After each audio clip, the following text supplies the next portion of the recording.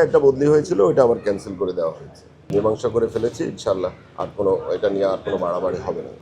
একটা বদলি হয়েছিল, ওইটা আবার ক্যান্সেল করে দেওয়া হয়েছে। এটা কি নিয়মতান্ত্রিক ভাবে করা না, হয়েছে? প্রশাসনিক একটা ইয়েতে যখন একটা সমস্যা দেখা দেয় তখন ওগুলো সমাধান করতে হয়।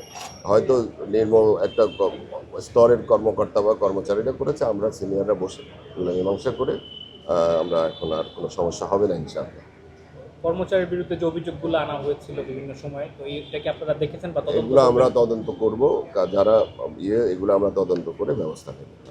ভুল বোঝাবুঝিটা আমরা নিরসন করে ফেলেছি। আমরা সামনের দিকে বসবো সবাইকে নিয়ে, এবং কোনো থাকবে না। আমরা যতটুকু পেরেছি আমরা আমাদের সহকর্মীদের সাথে মীমাংসা করে ফেলেছি সব কিছু।